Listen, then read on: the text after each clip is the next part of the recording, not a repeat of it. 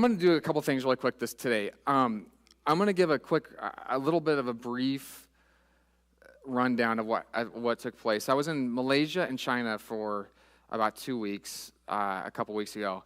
I spent a week in Malaysia and a week in China, and it was so intense. There's so much stuff I saw and learned and experienced. It's really difficult to get it all out in like 35 minutes. So what I'm going to do is this. I'm going to give a quick rundown, but I believe God really has a word for all of us. He put it in my heart when I was over there. This is what I'm going to do. Some people have been asking me a lot of questions like about the whole trip and other aspects of it and all these other things to share. And I'm not going to cover all that today. What I am going to do is if you want to know more, come talk to me, and then I'll probably just have a time where I just show a bunch of pictures and talk about everything that took place there outside of a Sunday morning. If you want to be a part of that, you can just let me know. Sound good? You could text me or call me or email me or whatever, and I'll just make sure that happens. But you guys, it was so amazing, honestly. It was really cool. We went to Malaysia for a little bit. Does this, guys, tripping your eyes out? Is this tripping your eyes out a little bit? I'm sorry, it's only going to be up here for a few minutes. This is actually the Temple of 10,000 Buddhas. I don't know if you guys have heard of that. It's in Malaysia. It's actually world-renowned. There's literally 10,000 Buddhas all over inside the temple.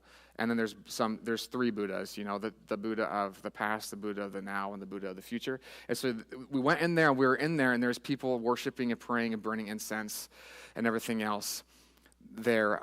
It was really eye-opening to see how people are captivated by Buddhism. And when I say captivated, I mean they're held captive. Buddhism is so large in China. It's massive in China.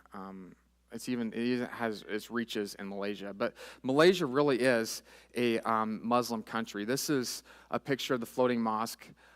We got to go there, and we got to tour it by a guy named Shaquille. He was a super cool dude. He wasn't Shaquille O'Neal, just so you guys know. He was like this tall, and he worships there. He attends there. He's a devout Muslim. One of the nicest guys I've ever met in my life. He was amazing. And he said, "You guys come in. I'm gonna give you a tour of my mosque. This is where I worship. I'll answer any question you have." And that right there was really eye-opening to me, guys, because instead of him trying to convert me to his way of thinking, instead of him telling me how wrong I was because I was a Western white Christian, he said, "Hey, just come in here and I'll just show you my place of worship. You can ask me whatever." The dude's totally devout. He came in there. He answered every single question that we asked, and he was super gracious and nice. And this temple, or this mosque, is actually world famous because it's a floating mosque. It was actually inaugurated or opened up the very same day. I think it was December 26th, 2011, when the tsunami hit? Was it 25th? I can't remember the exact date. It was the same day that the tsunami hit that this was opened up.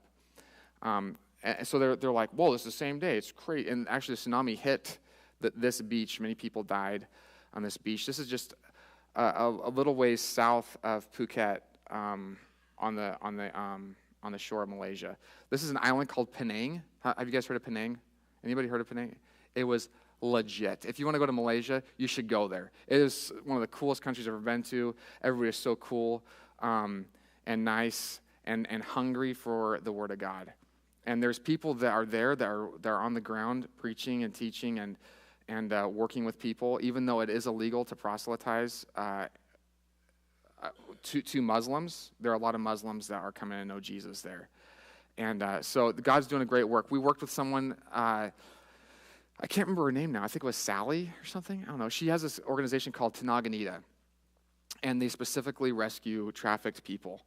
And I mean, these guys are like Mission Impossible people, you guys, no joke. I am not messing around. This is how they work. And I wasn't planning on sharing this, but I got to let you guys know about this because this is absolutely mind-blowing. There's this lady we met there. She is actually a missionary on the ground.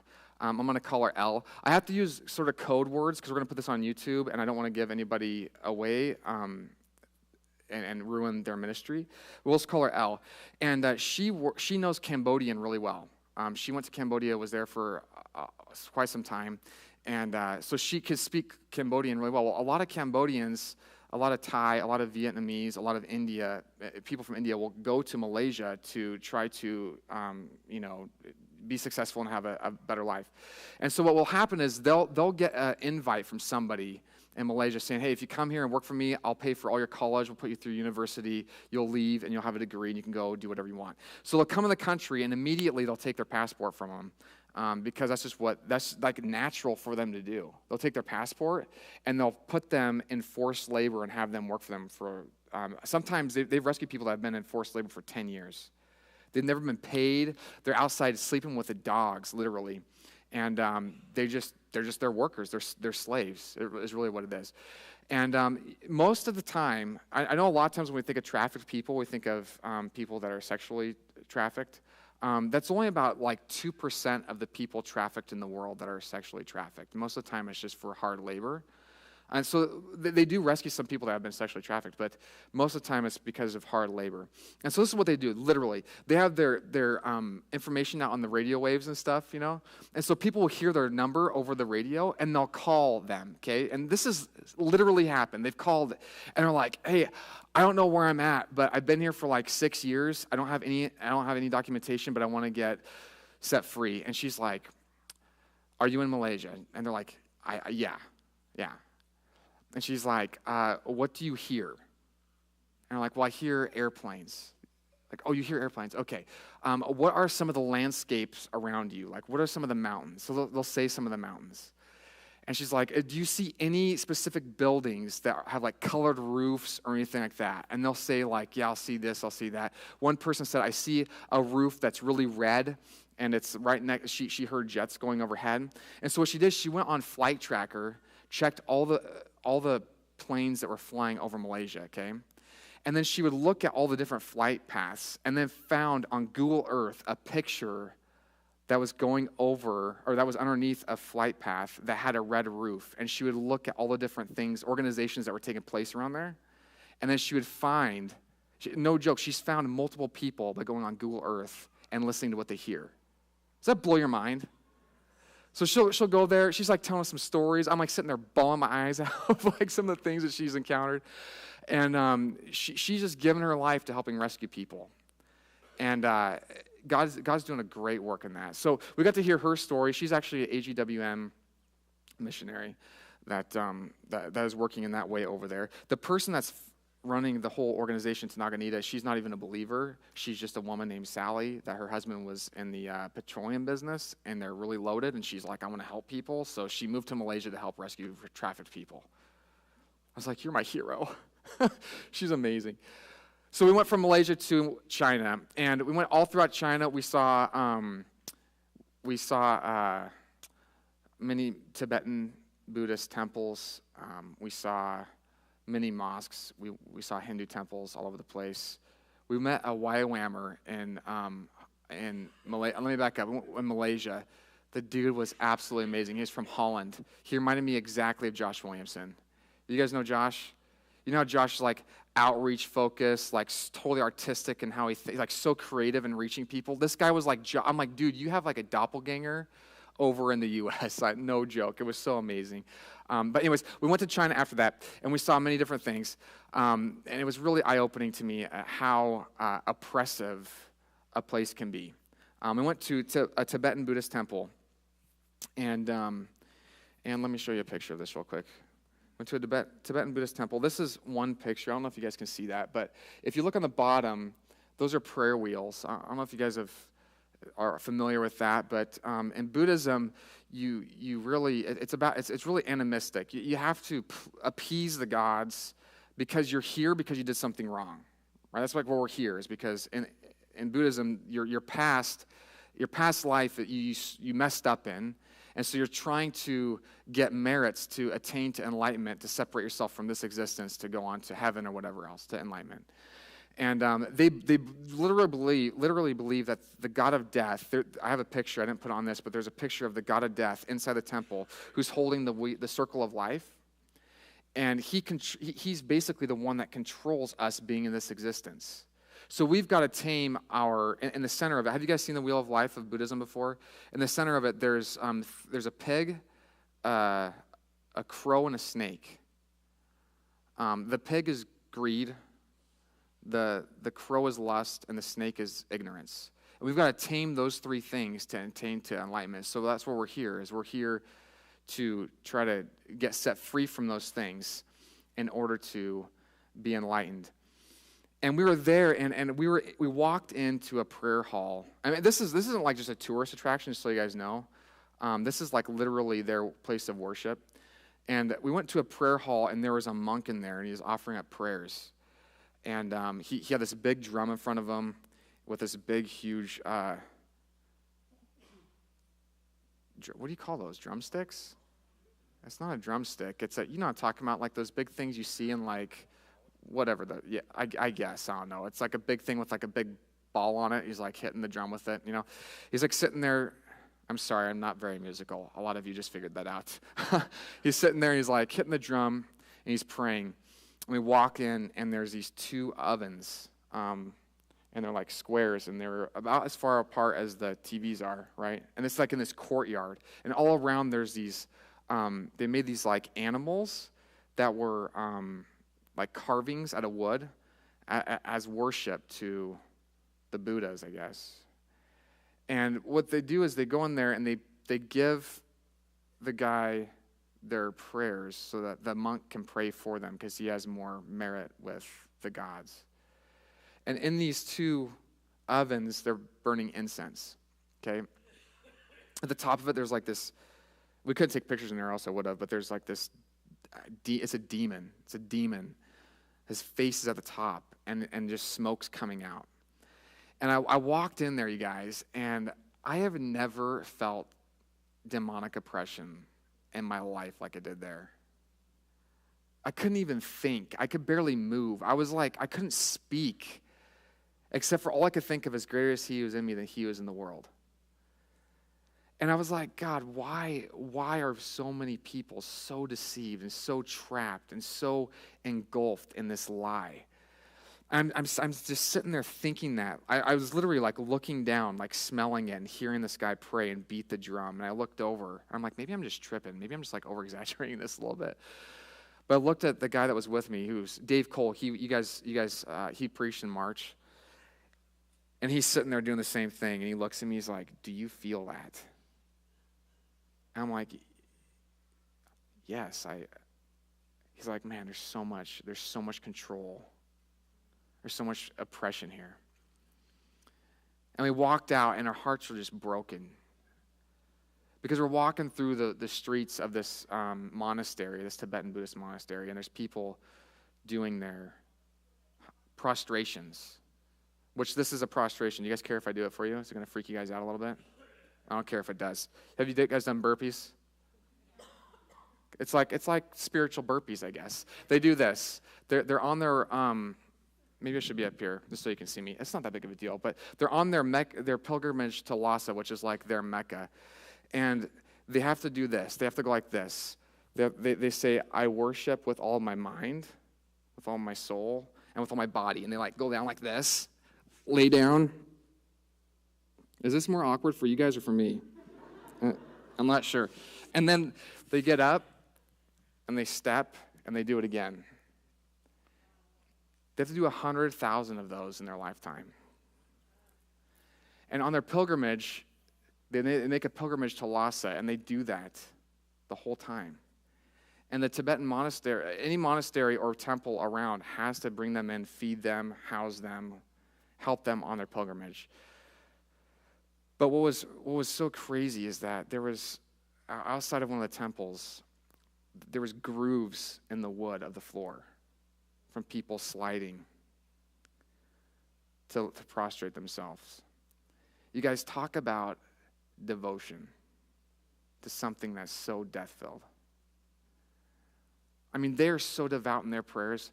They're so devout in what they're doing that they don't even need to lie to try to cover it up. You know why? Because they wholeheartedly believe that they are appeasing the gods by doing this.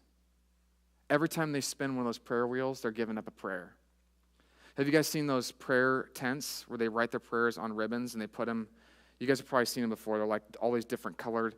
There was many of those on every single high spot around the monastery because they believe that if they put those up there, the wind gives them more merit and the gods will hear it more because it's higher up. So there's thousands and thousands and thousands of prayers. And these people are totally captivated. They're totally held captive to the idea that the God of death is keeping them in this life because they are just not good enough. It was heartbreaking. And we saw this woman who had her 3-year-old son doing prostrations right in front of us. And he's doing the same thing. That's all he knows. It was really eye-opening.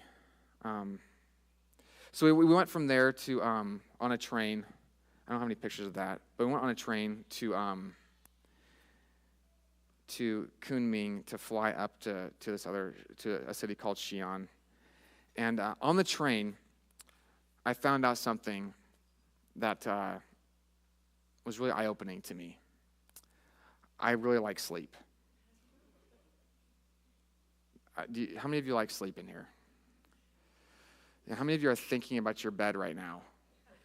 Okay, some of you still are, right? We love sleep, don't we? I love sleep. I got on this train and thank Jesus they were made for people from all over the world and not just China. I'm not trying to like stereotype or anything, but to be honest, like I was taller than most people, that's just the way it is. Except for there's like some Yao Ming dudes around there. You're like, oh my goodness. You guys know who Yao Ming is? Okay, some of you do, some of you don't. He was all over the place too. He's like a celebrity there, man. It's crazy. But thank God it was tall enough for me to lay out all the way. But we got to sleep in a sleeper car, traveling to the airport overnight. And I thought it was going to be amazing. I was like, I'm going to sleep like a baby in this sucker. It's like going to be so good. It's going to rock me to sleep. This is going to be so amazing. And then I lay down in the bed, and it's like a piece of plywood with a piece of material stapled to it, basically. And I'm like, well, this definitely isn't like a Posturepedic, And so I lay down. It's like really skinny. And I busted out my go-to miracle workers that I carry with me everywhere I go. Advil PM. The reason why I looked at it is because we have a pretty good relationship. This thing helps me out so much in life. Because what it does is it helps me go to sleep even when I don't really want to be asleep. Right? You know what I mean? Like, it helps me go to sleep even when I'm super wide awake. It helps me literally, if I look at the bottle sometimes I get tired. Just like with NyQuil. NyQuil is the same thing. NyQuil knocks me out. You guys, does anybody else have the same thing? Like, I just look at NyQuil and I start getting drowsy. This stuff does the same thing for me. And so I took 2 of those when I got in the train car, and I'm like, man, this is and it put me right to sleep. It was amazing. But we were still standing still, which was a big problem on a train ride that you're trying to sleep on, okay? How many of you have slept on a train before? Okay. How many of you have been on a train in a developing country? Okay, did you sleep? A little? You had Advil PM? Okay, that's what you used? It's amazing, isn't it? So I take some, and I'm trying to go to sleep. I do go to sleep. I'm out like a light, man. I'm just like, out. Well, we start, going in the train, and there's things that trains do that other things don't do. Like, for example, cars banging against each other. You guys have heard those before, right? Well, guess what, guys? It did that about, like, a million times when I was on this train, okay? I'd just get to sleep, and you'd think like a freaking bomb blew up or something outside. And you'd like wake up and be startled awake. And then I'd finally fall back asleep and start sleeping again. And boom, same thing. And then I started dreaming like the Polar Express, when they're going down that thing. And then I couldn't sleep at all. It was terrible. And so I get to the place where I'm going to be going. And I'm so sleep deprived. And I'm like, I get up and I talk to Dan. He's and our pastor was with me. I'm like, I gave him some Advil PM, and he's like, he wakes up, he's like, oh, this is an awesome ride. I'm like, did you sleep? He's like a baby. I'm like, you're telling me a joke, right? He's like, man, this thing just rocked me right to sleep. I was just literally like I was in a crib. And I'm like, you got to be kidding me, And we get out, and we go to the airport. We fly to this place called Xi'an, right? And the reason why I bring that up is because I'm going somewhere with this. We get to Xi'an, and we're meeting with a guy that I can't really say his name right now. His name's P. I'll just say his name's P. And he takes us up to this room that he has. He calls it his war room, where he prays and intercedes for the people he's ministering to. We get in there. We have to take all of our phones and put them in another room. And airplane mode or shut off because the government very much hacks your phone there. Like, we had some people get their phones hacked. Apps disappear off phones. Someone lost their Bible app. Someone else is missing emails about ministry and stuff. Someone else was logged in Beijing, China when we're still in Malaysia, right? So we're like, that's sort of sketchy. So they take the phones, they put them underneath pillows in another room so that no one can hear. We're above a noodle shop that's owned by a Muslim who is a devout guy, super devout. The Muslim's daughter is right across the hall trying to sleep. And we go up there, and he's like, we're going to pray for China. And he takes a sheet out, and he puts it out on the floor, and on it is drawn the whole nation. And he starts laying these UPG cards out. You guys, UPG means unreached people groups. He starts putting these unreached people groups cards out, a description of who they are and what they're all about and how much of the population knows about Jesus. He lays them out on the map of where they are. And he's like, all right, guys, we're gonna start praying. And it's me, about 9 other pastors, 3 people from the network, and then him and his wife comes in a little bit later. And we just start interceding for the people of China. And you guys, I got to tell you right now, it was an amazing experience to be with those people, crying out to God and worshiping Him in a place where it's not okay to do that. We're there and we're all on our knees. Some of us are bawling, and I hear someone praying, and it's P's wife. She comes in and she starts praying. And she is sobbing for the people of Tibet. I mean, just her heart is so broken for the people of Tibet. And she's like, God, don't allow your people to forget the lost in Tibet. Don't allow your people to forget about the lost in Xining. Don't forget to allow your people to forget about your lost in Xi'an. God, send your people out. And she is bawling. She is crying. And she is so heartbroken for the lost in China. And I was sitting there, you guys, and I got to be totally honest with you. I realized how asleep I am all the time. The Lord really spoke to me there. He's like, man, you're so asleep. Now, please hear me. I was awake physically. I'm talking about a spiritual sleep. I started confessing to God. I'm like, God, forgive me for not being urgent about reaching the lost wherever I go. God, forgive me for not having a broken heart for people who are dying and going to be separated from you forever. God, forgive me for using excuses and justifying my own actions to get out of serving people that you place in my life. I had totally taken the Advil PM so many times in my life. Because what happens when you sleep? You're unconscious to the things that are going on in the world. Right? We're unconscious. We're resting. We're comfortable. We're warm. We're in a spot where we don't have to pay attention to things that are going on around us unless you have kids that are teething and they're up all night screaming, right? Then you sort of have, but you're not sleeping then, are you? And if you can sleep through that, man, you're amazing. Keep going, rock stars.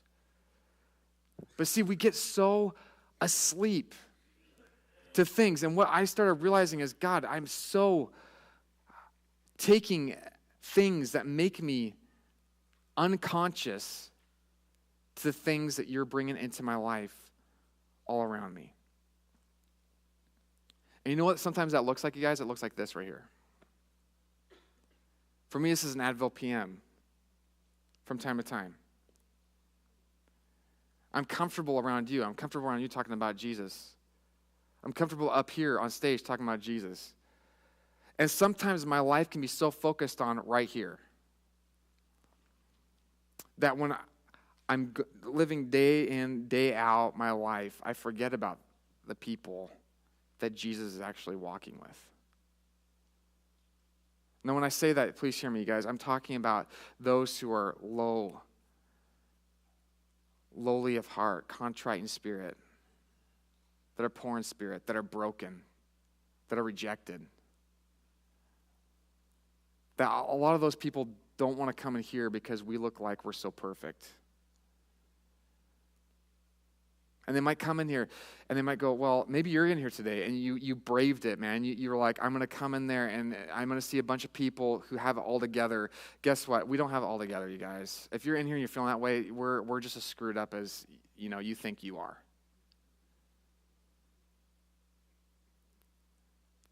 See, God walks with those who are broken. That's where Jesus is. And at times I try to spend all my life being surrounded by people who have it all together. Now, please hear me, guys. I love all of you so much. Please hear me. I'm not saying like, see ya. I'm not saying that at all. What I'm saying is this, is I have been lulling myself to sleep, focused on some things that aren't what God's passionate about. See, Jesus, he's all about seeking and saving the lost. He's all about spending time with those that society rejects. And just so you guys know, God didn't change. The Father's still about saving people. That's the number one theme in the whole Word.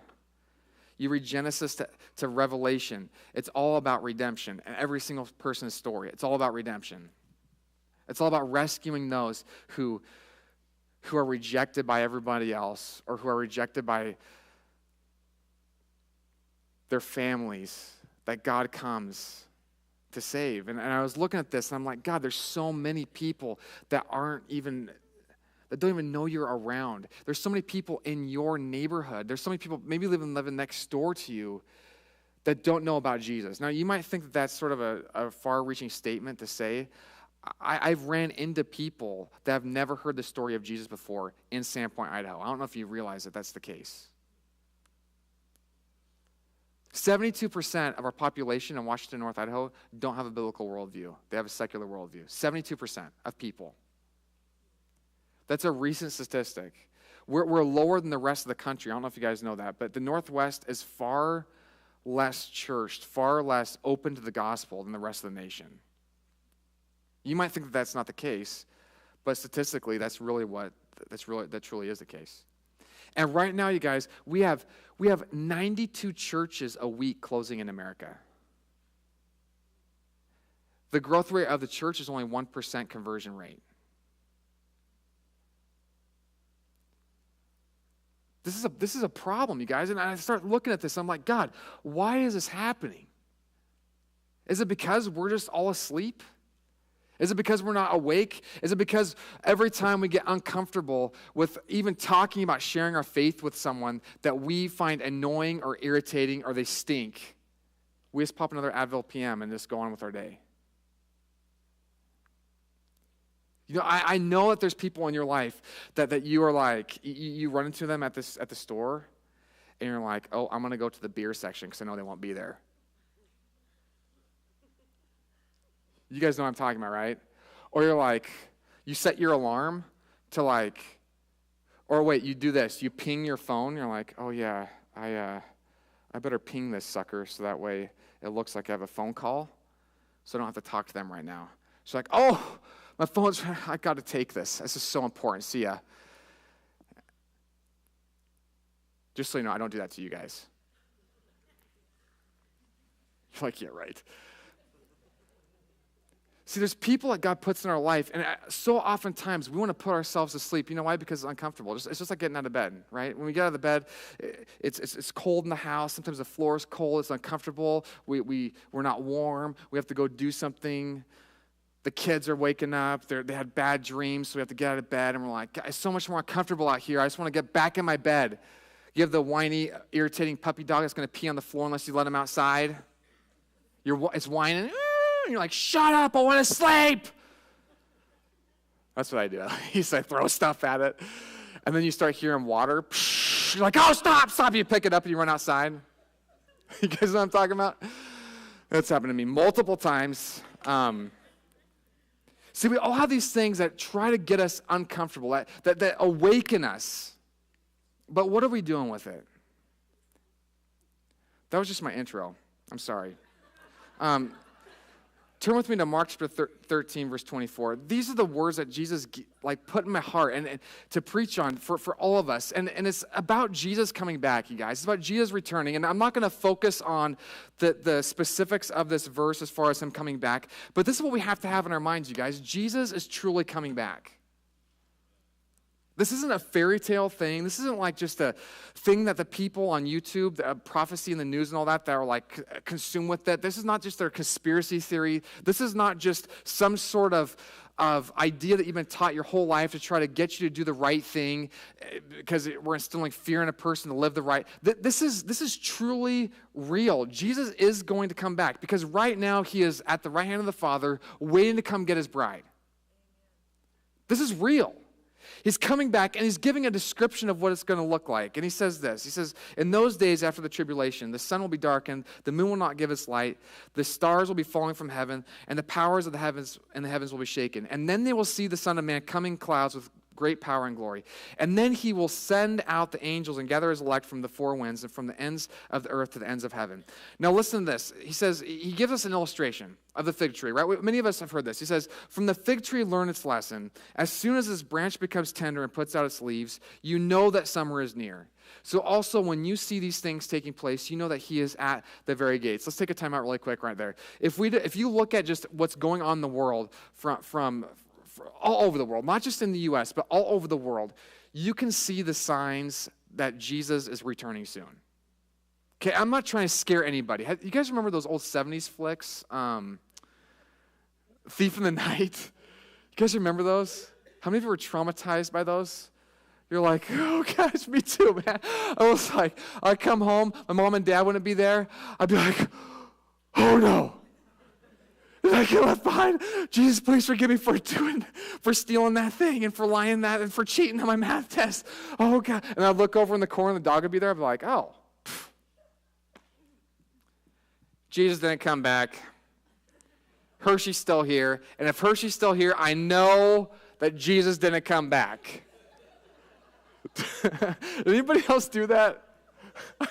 Sorry, that's how I thought when I was a kid. I'm like, okay, I'm still here. Okay, I'm good. But I was so traumatized, like, God's going to come back at any moment, so I got to make sure that I confess all my sin so that he'll save me when the time comes because of those sort of psychotic movies a little bit. But the thing is this, is that when we look at the rest of the world, we can see that Jesus truly is returning. I mean, everything that's right is wrong, you guys. Everything that's right is wrong. If you stand up for truth, if you say Jesus is the only way, people will say you are closed-minded, you're a bigot, and you're so hateful in your speech because you're not in acceptance of everybody else that might think there's a different way to God. Right? This is not just in the U.S. This is all over the world. We can see that right is becoming wrong and wrong is becoming right. People are running to so many different things that are anti-God. We see that. We see the birth pangs of the earth coming. And Jesus says, he's like, look, hey, I'm right at the gates. I'm right at the gates. He says, as truly I say to you, this generation is not going to pass away until all these things take place. Heaven and earth is going to pass away, but my words will never pass away. But then he says this is what I want to focus on. But concerning that day or the hour, no one knows, not even the angels in heaven nor the Son, but only the Father. Be on guard and keep awake. Listen to the last four verses of these scriptures. He's speaking of when he returns, okay? This is the context of what he's talking about. When he comes back for his church, he says, be on guard and stay awake. Look at the illustration that he uses. You do not know when the time will come. It is like a man going on a journey. When he leaves home and puts his servants in charge, each with his work, and commands the doorkeeper to stay awake. Therefore, stay awake, for you do not know when the master of the house will come, in the evening or at midnight or when the rooster crows or in the morning, lest he come suddenly and find you asleep. See, Jesus says to all of us, he says to me, he says to every person that calls himself or herself a follower of Jesus, stay awake. He's the one that went on the journey and left his servants each with their own work. He left us with work to do, you guys.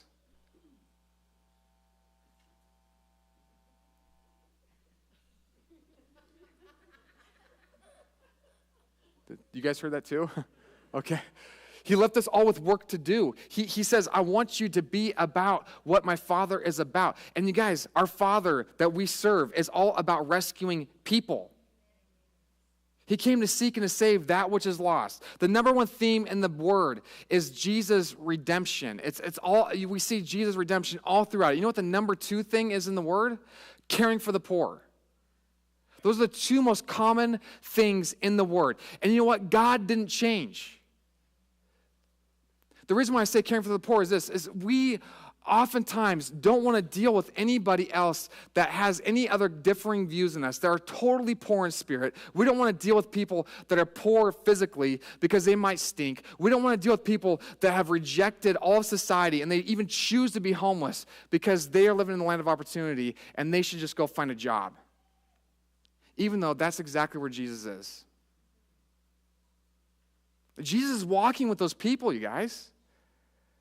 But we want to take Advil PM a lot of times and come in here and lull ourselves to sleep and feel good about the way that we live life because we went to church on Sunday. You guys, please hear me. I'm not trying to be condemning to anybody in here. I'm talking to myself, mainly. I come in here on Sunday mornings and I preach. I tell you guys about Jesus. I say, yay, let's go. And then I focus on next Sunday. And yet my neighbor that lives next door to me doesn't know who Jesus is. The people that I run into at Fifth Avenue when I'm eating breakfast, they don't know who Jesus is. The people that I walk and see at Walmart are walking around hopeless because they don't know who Jesus is. You see, God is about rescuing even people who are willingly living life however they want to right now. He's still in the business of rescuing them. I don't know if you realize this, but you were living life however you wanted to, and so was I before we came to Jesus. And he saved us. And he says, look, I want you to stay awake. Be about the work that I've given you. Jesus says this, what I say to you, I say to all, stay awake. What I say to you, I say to all, stay awake. What I want to ask you today is, how are you popping pills in order to avoid what God's calling you to do? What's the thing that's making you uncomfortable, that's wrestling you out of your bed, and you're like, nope. You go, yeah, I'm going to. Can you hear that out there? Is it too loud? You're like, oh man, oh wait, yeah boy, that's what I'm talking about right here. And we just pop some of these and ignore it with life, and we keep going. Did you guys notice the fourth verse of Be Thou My Vision? Did you guys hear that today? I didn't even know this was the verse of the song, and I'm like, oh my goodness, this is exactly what the Lord put in my heart today. It says this, be my compassion, my love for the poor, break my distractions so I can't ignore the least of your children, the ones you adore, for by them, Jesus, I worship you, O Lord. Break my distractions so I can't ignore? You see, guys, we're so distracted and so lulled to sleep with so many things in life, and we justify it every day, all day long. And I'm not trying to demonize any one thing. What I am trying to ask all of us to do is, are you being awake to Jesus? That's all I'm asking. Are you awake to him? Are you willing to listen to what he's bringing to you and go, he puts those people in your life. It's not to annoy you. It's not to drive you insane. It's not to be really irritating. It's so that you can show them who Jesus is. It's so that you can bring the hope of the gospel to them in that moment where they are so hopeless. You guys, we don't need to go across the sea to people that are making their pilgrimage to Lhasa, doing 100,000 prostrations to find people that are hopeless. There are people that are next door to you that you go to work with. They're probably even more hopeless. You know why? Because they're so desensitized to everything else. Everything spiritual. And they're chasing materialism. They're chasing relationships that aren't healthy. And they're making decision after decision after decision that's taking them to a pit that they can't get out of. You guys know what I'm talking about. Are you awake to that, though? Are you open to it? Are you willing to go, God, I want to be awake to what you have for me? Jesus says this. I'm not going to read these verses. Many of us know it, and we hate these verses, but I'm going to say them anyway. Sorry. Not everyone who says to me, Lord, Lord, is going to enter the kingdom of heaven, but the one who does the will of my Father who's in heaven. The one who does the will. In other words, Jesus is saying this. Now, this is not, I'm not saying, please hear me today, I'm not saying only those who do certain things get to heaven. What he's saying is those that are going to be in heaven do certain things. Those who are disciples of Jesus, they do certain things.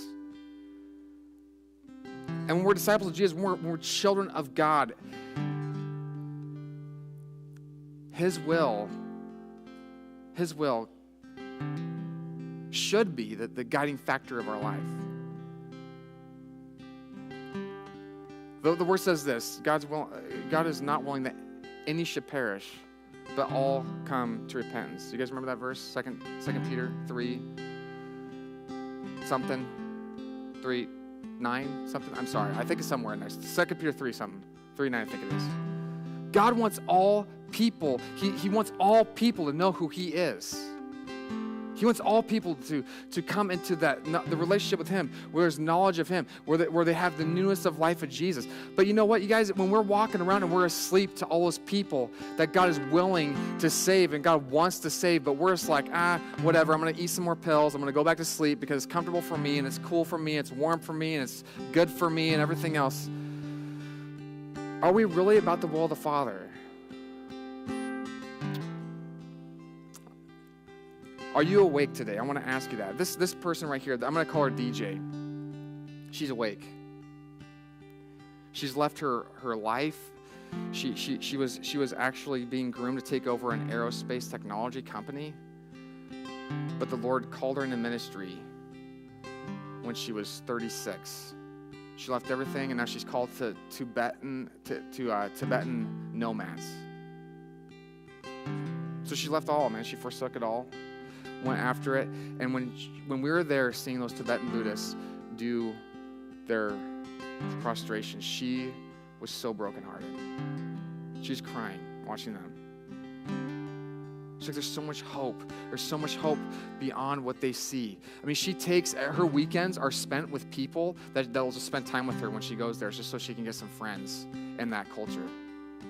So she'll go hiking like ridiculously tall mountains. I mean, you know, like, she went up a mountain that was like 4,200 meters, like 13,000 feet. Well, you know, right around there. I'm not right close, between 12 and 13,000 feet, just so she could spend time with people and make friends with them. Like, are you telling me a joke? You're amazing.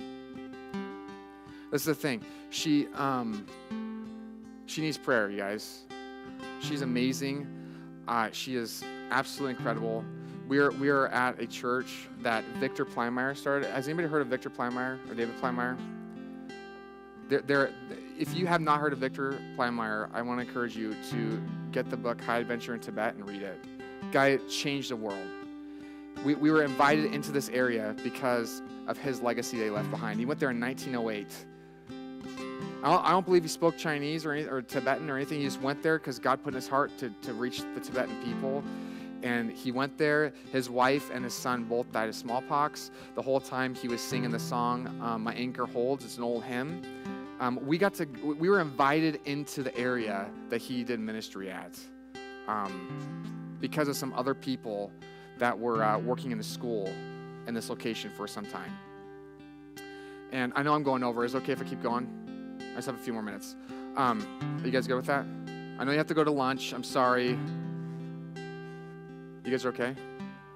Okay, so I won't talk about pizza and hamburgers and bacon. Okay, sorry.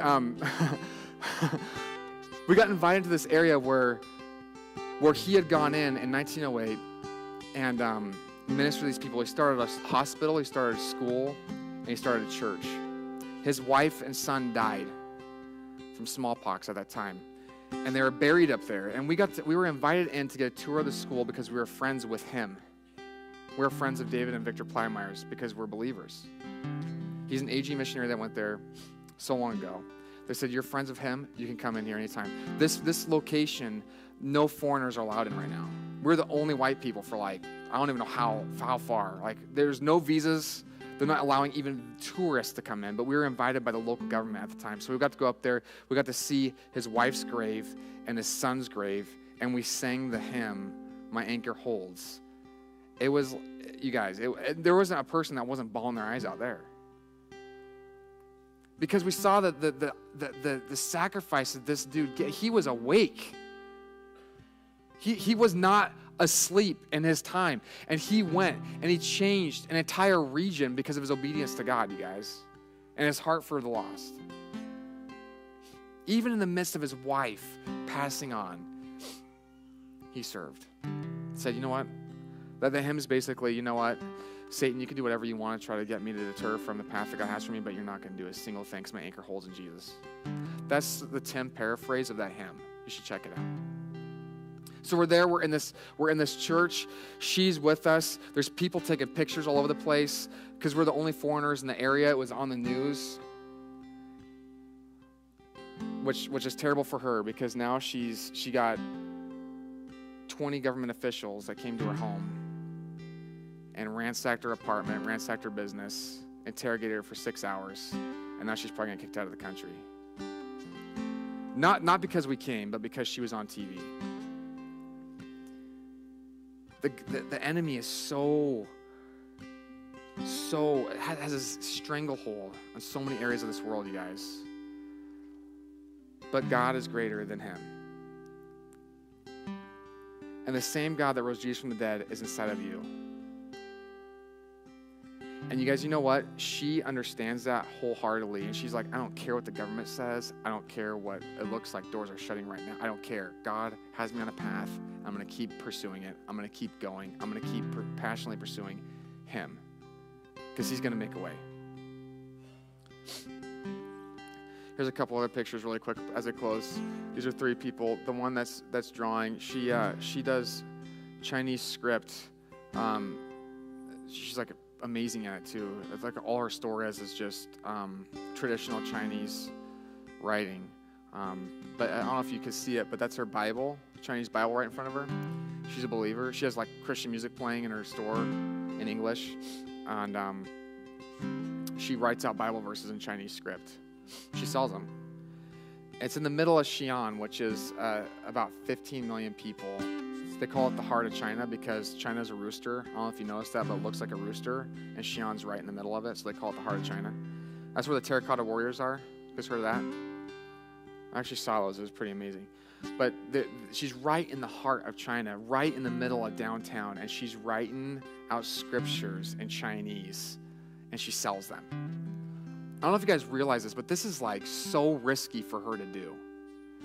And this is how she gets away with it. The government comes and they give her a hard time. She's like, Westerners love this kind of stuff. They really want Chinese script, and this is their God, so I'm just giving them what they want and making money. And they're like, that's pretty good. Oh, okay, keep doing it. So that's what she does. But she is such an amazing, like, you guys, I'm not kidding right now. When we walked in that store, God's presence was there. It was amazing. It was like so peaceful. You come off the alley of where there's tons of Buddhist, there's little Buddhas. There's a lot of Hindu artwork and a lot of different religious symbols all over the place that oftentimes bring a lot of chains. And you walk through and you see how many people are just drawn to that. But then you walk in her store and it's like you feel the peace of Jesus. She's totally being the light there. And she might get, persecution from the government, but she doesn't care. She's awake. She's not going to let anybody tell her to stop. She's not going to let anybody tell her to quit. She's going to keep going. This is what I want to ask you today is how are you going to be awake? Let me ask you this. This is a better question. How are you going to wake up? Is God banging your train car right now like he did with me when I was trying to sleep? And he's like saying, wake up, wake up, wake up. There's so many people around you. I'm coming back. And there's 2 billion people. This is a real statistic. 2 billion people in the world have never heard the gospel. 2 billion. You guys, 2 billion. That's 1,000 million times 2. I'm not trying to be like, you guys don't know that. I'm smart. Look at me. If I wanted that, I'd tell you something different, and I'm not capable of doing that. But that's a lot of people. 2 billion people have never heard the gospel, who have minimal, very, very limited resources to even hear it. They don't have the word in their language. The population of Christians is less than like 0.2%. And this is the most mind-boggling thing to me, is that so many times I'm okay with that. I'm okay with that. I hear that statistic. I'm like, yeah, God will call someone to him. But what if we all in here, every one of us, we said, okay, I'm called to somebody. I'm called to somebody. You are, every one of you in here that's a believer in Jesus, you're called to somebody. It might be over the sea. It might be right next door. It might be in southern Idaho. It might be in Washington. It might be in East St. Louis. It might be in Detroit. It might be in Hawaii, I guess, maybe for some of you. That's only for me. I'm just kidding. It's a joke. I don't know where it's at, but you know what? God called you to a people to proclaim his goodness. But you guys, are we going to be obedient to that? Are we going to be open? Are we going to be awake? Are we going to be the people that go, you know what? We're sick of seeing churches close in America. We're sick of seeing America become more and more and more distant from the gospel. We're sick of seeing that, man. We're here to make a difference. Of all people in the world, Christians have the most powerful thing in their hands. The message of the gospel and the Holy Spirit. With those, we change the entire world. But God is looking for people who are awake and obedient. Today, I want to ask you, are you willing to be that? This upcoming year, we're going to have more opportunities than we've ever had in our church to be able to get yourself in an uncomfortable spot. I'll say it like that. Maybe you're like, no.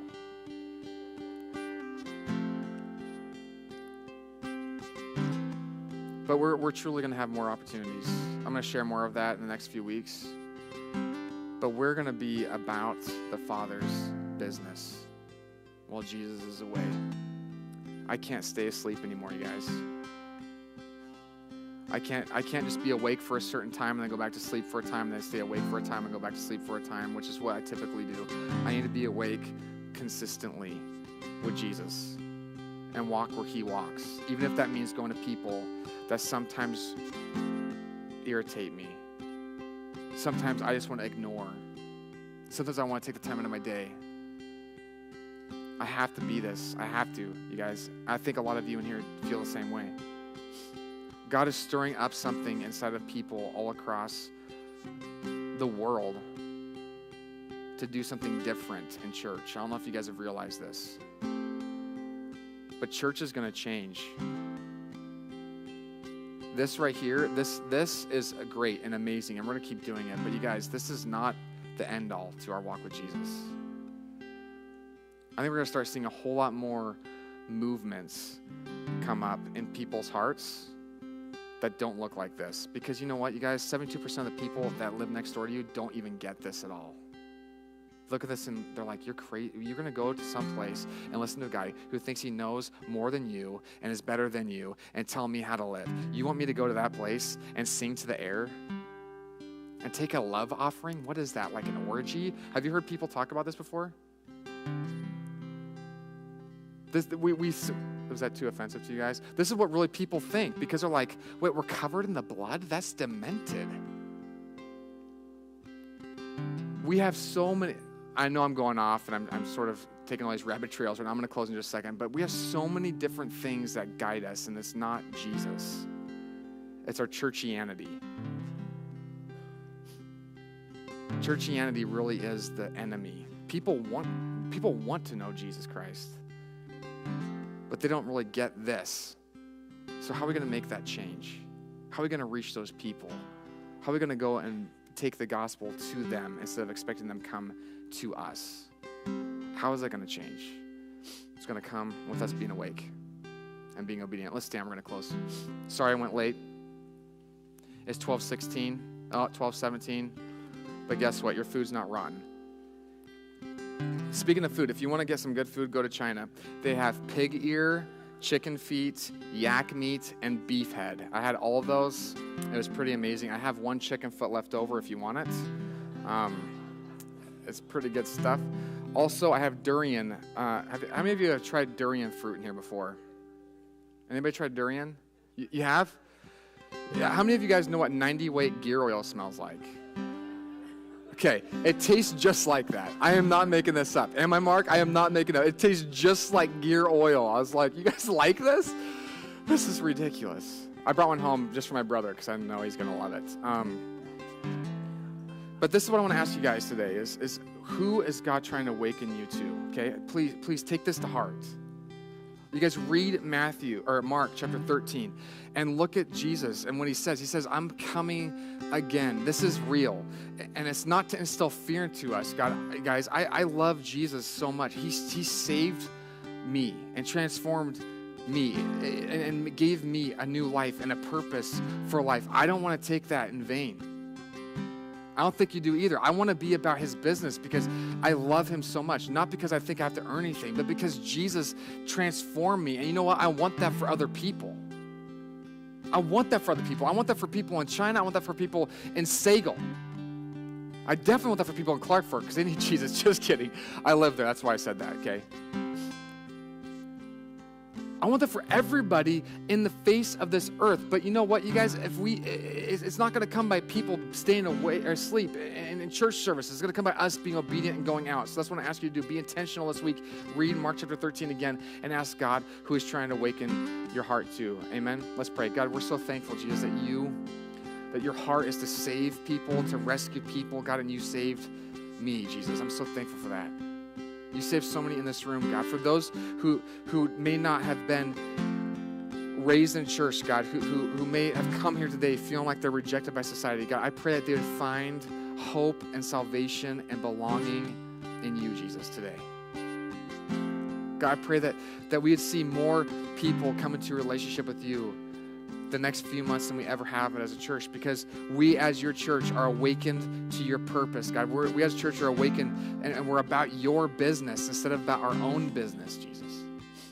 God, we know that you're still in the business of saving people. That's what you're all about. You're in the business of redeeming those that we view as unredeemable. God, give us such a passion, God. Break our hearts for those who are lost and are going to be spending eternity separate from you, God. Break our hearts for them, that we would do whatever it takes to show them who you are. God, I know you're going to stir up, instead of individuals in here today, God, a specific ministry, God, a specific call to specific people. God, you might even be doing that right now. I'm so thankful for that, Jesus. I pray that today would be the beginning of them, of their awakening to that. And we see that grow, God. God, I look forward to the day where we send out missionaries overseas, God, as a church. We send out church plants to all over the U.S. because we're about your business and we're awake and we're obedient, God. We know that's where you're at and we want to be with you, Jesus. We love you. We thank you. In Jesus' name. Everybody said, well, God bless you guys. I love each one of you. I hope that you go out and experience Jesus like you never have before by showing someone who he is this week. God bless you.